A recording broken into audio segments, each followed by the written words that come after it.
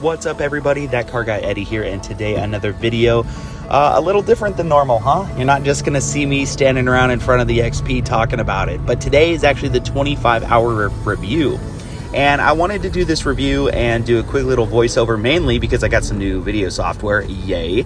And number two, this was really a good chance for me to get out in the XP and ride along and really see what the XP is capable of from the passenger seat. Now, I do have quite a bit of seat time available in this 2021 Rzr XP Pro Dynamics Edition.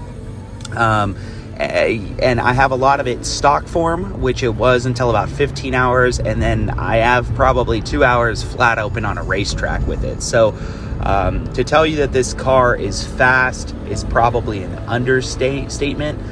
Stock, the XP is a very, very quick machine. We did the stage 3 aftermarket Assassins upgrade to it, which is basically clutch weights, a tune, an intake, and some hard pipes, and the clutch. And wow, this thing is fast. Oh, the clutch includes the helix, so it really kicks it into gear incredibly quick, but it makes it a really fun car to drive. We will talk about some of the pros and cons of that a little bit later. But let's talk a little bit about where we are, what you're looking at. So this is out here in California. This is a new place that we've never been to before. This is the Yuba Goldfields. And effectively what this is dredged out riverbed, effectively. Now, I know it looks like I'm going incredibly fast here. And to tell you if the video looks a little funny, it's because we're running at 1.5 times speed. You can see here that there are some significant drop-offs, like for instance this one right here that we come up on. We decide that that's probably not something that we want to go down, at least not yet, because we're just so fresh out here. It's a lot of mixed rock, big cobblestones, and as we get further into the back away from the river, it's more finer, dusty type stuff. I do want to take my Can-Am out here. I don't want to take my Can-Am on the big rocks, but these little rocks, absolutely no problem. And of course, the sand and the dust in the back isn't a big issue either. So, for what it's worth. So let's talk about the XP. First of all, what do I think about the XP? Well, in a nutshell, the XP is probably one of the more capable off-road machines that's actually out there. It's got good clearance. It comes with 30s. It's turbocharged.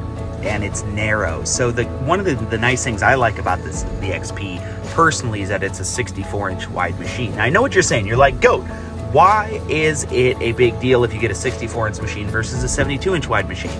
Well, those couple of inches matter. Just ask your spouse, okay? Just ask her. But seriously, even out here, I mean, I don't see a big difference between the just couple of inches regarding stability whatsoever. At least in my Can-Am, the XP is a little different because you sit higher up in it. You sit more, it's more like a truck, I guess you can say.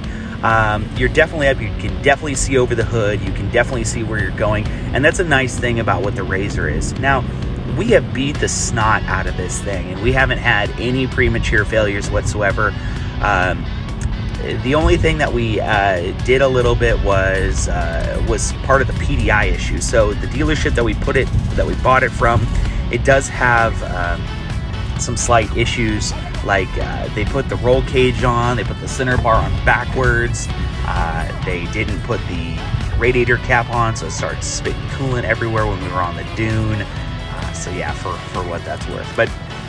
But other than that, it's been a really good machine. It's been fast, it's been reliable, it's pretty. Of course, a lot of people like the XP, and yeah, that's what it is. So this here is another little section of a drop-off, and what you can see from these dredges, and you can see it up in the upper right corner of your screen, is you can see little pits, and these are tailings left over from dredging for gold. Interesting fact about the Yuba Goldfields is that they still pull out like $60 million worth of gold from this area every single year, which is crazy to me. I don't think it's from this specific area where we're riding, because this looks like a lot of washed rock, but across the river there was definitely, and you might see that as we go up on these berms here in just a little bit, you might see some mining operations that are over there. So, you know, it's pretty cool to see.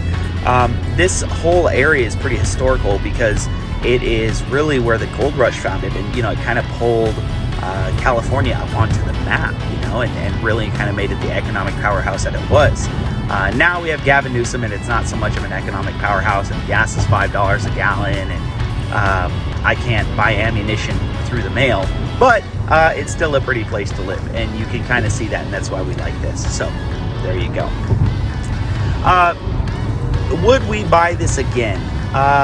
Yes, we would buy this again. Now, the difference here is that you're talking about a 2-cylinder turbocharged motor, and you do have the new Pro R coming out, so it'll be very, very interesting. I cannot wait to see what Polaris has coming out, especially with that new slingshot motor that they have. I don't know what they're going to do with it. What I mean by that is I really don't know how the 4-cylinder is going to act. I mean, part of the problem with a turbocharged motor, especially if you're trying to climb rocks, is that it doesn't build power smoothly. It doesn't build any power, and then suddenly it builds a bunch of power. And when you compare that, or when you combine that with a CVT, the way that a CVT works is that the motor has to be spinning to get the clutch, the clutch to move. So you already have to rev it to get the clutch to do what you want it to do, and you're not building power. And then all of a sudden, bam, all at one time, power. And unfortunately, this is just kind of a characteristic of all turbocharged cars. If you're trying to go slow over rocks, and I'm talking slow, like rock crawling, you're gonna hop. And that's one thing that I ran into quite a bit in my Can-Am, is that I hopped over rocks. And when you hop over a rock, that's when you break stuff, you know? When you're going over big rocks and you're rock crawling, you should really go slow. You should really go slow. But back to the XP. So the XP, like I said, it's got a lot of nice features included with it. It does have a full stereo with a sub. I believe it's the Rockford Fosgate Stage 5, which means it's got 5 speakers in it. It sounds really, really good. It's got a backup camera. It's got the Polaris Ride Command. Now, for those of you that don't have Ride Command is a free application. So theoretically, if you don't have Ride Command, you could get a tablet, you can get a mount, download Ride Command, and then you can have Ride Command with all of your buddies. Ride Command's kind of cool because it shows you where everybody else on the trail is, and it's done via GPS, so you don't need to have a satellite signal, which is really great, especially if you're up in the mountains or trails or something like that. Or even down here on the riverbed, we had no cell service, and you can kind of see the river to the left, but you can see how deep the rocks are when you look at the ruts that are actually down in there. So, but like I said, this is kind of it for the review. I just wanted to tell you guys that I do think that it's a really strong machine, and I like it a lot. I do want to go back to the Goldfields here and do a nice little review on Can-Am. Thank you again for watching, and definitely like and subscribe. And be right on.